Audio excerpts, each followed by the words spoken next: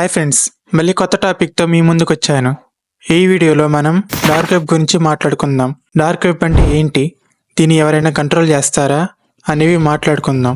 ఈ వీడియో టెక్నికల్గా ఉంటుంది, సో రెడీగా ఉండండి. వీడియోకి వెళ్ళే ముందు లైక్ చేయండి, షేర్ చేయండి అండ్ మన ప్రీవియస్ వీడియోస్ కూడా ఒకసారి చూడండి. నచ్చితే సబ్స్క్రైబ్ చేయండి. మరి స్టార్ట్ చేద్దామా? డార్క్ వెబ్ అంటే ఏంటి? వెబ్ని 3 పార్ట్స్లో డివైడ్ చేస్తారు: surface web, deep web, dark web. Surface web అంటే మనం డైలీ యూజ్ చేసేది, like Google, YouTube, Facebook, Instagram ఇవన్నీ. డీప్ వెబ్ అంటే private data and restricted websites ఉంటాయి, లైక్ మన bank accounts or private profiles. Dark web అంటే ఇవన్నీ ఎన్క్రిప్టెడ్ వెబ్సైట్స్ కింద వస్తాయి. ఈ వెబ్సైట్స్ అనేవి నార్మల్ బ్రౌజర్స్ లో ఓపెన్ చేయలేం. స్పెషల్ టూల్స్ కావాలి, లైక్ టిఓఆర్ అంటే ద ఆనియన్ రూటర్. ఈ రూటర్ ని యూస్ చేసే తప్ప ఆ సర్వర్స్ ని మనం ఓపెన్ చేయలేం. అసలు డార్క్ వెబ్ ని ఎవరు కంట్రోల్ చేస్తారు? డార్క్ వెబ్ కి సెంట్రలైజ్డ్ కంట్రోల్ లేదు. ఎవరైనా కంట్రోల్ చేస్తారా అంటే దానికి ఆన్సర్ లేదు.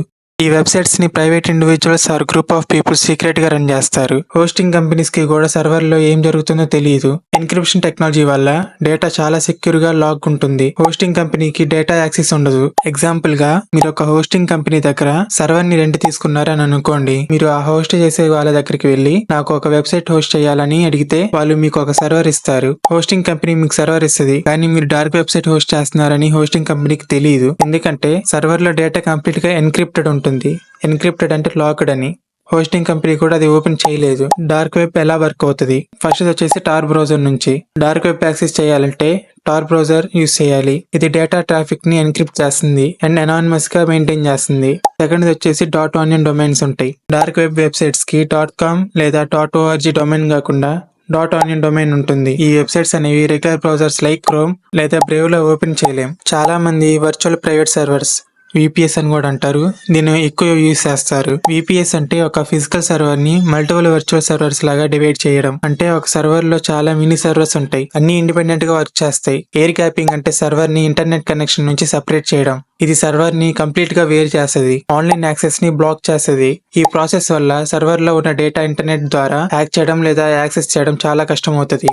డీప్ వెబ్ కి డార్క్ వెబ్ కి తేడా అయింది. డీప్ వెబ్ అంటే ప్రైవేట్ డేటా లేదా restricted websites like bank portals, ఇవి లీగల్ అండ్ సేఫ్ ఉంటాయి. అదే డార్క్ వెబ్ అయితే ఎన్క్రిప్టెడ్ లేదా సీక్రెట్ వెబ్సైట్స్ అని అర్థం. ఇల్లీగల్ యాక్టివిటీస్ ఎక్కువ జరుగుతాయి. డీప్ వెబ్ యొక్క యూజెస్ ఏంటంటే, జర్నలిస్ట్స్ కి సేఫ్ కమ్యూనికేషన్ ఉంటుంది, సెన్సిటివ్ డేటా షేర్ చేయొచ్చు, secret agencies like FBI, CIA important operations కి యూజ్ చేస్తారు. డార్క్ వెబ్ లో చాలా యాక్టివిటీస్ జరుగుతాయి.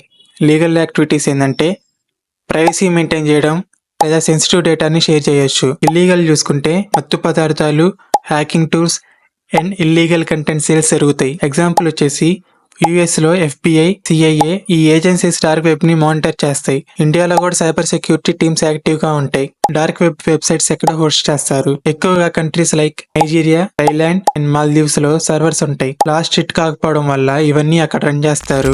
FBI, CIA agencies dark web ని కంట్రోల్ చేయడానికి ట్రై చేస్తారు, కానీ ఈ గేమ్ లో హ్యాకర్స్ కి అప్పర్ హ్యాండ్ ఉంటుంది. ఇప్పటికీ కంప్లీట్ కంట్రోల్ ఏజెన్సీస్ కి లేదు. ఫ్రెండ్స్, ఇప్పుడు మీరు డార్క్ వెబ్ గురించి కంప్లీట్ ఇన్ఫర్మేషన్ తెలుసుకున్నారు. ఒక 14-year-old కిడ్ కూడా డార్క్ వెబ్ యాక్సెస్ చేయగలడు, కానీ చాలా రిస్క్స్ ఇన్వాల్వ్ అయ్యి ఉంటాయి. డార్క్ వెబ్ ని లీగల్ గా యూజ్ చేయొచ్చు. ఈ వీడియో నచ్చితే లైక్ చేయండి, ఫ్రెండ్స్ తో షేర్ చేయండి అండ్ సబ్స్క్రైబ్ చేయండి. మళ్ళీ కలుద్దాం. Thanks and by.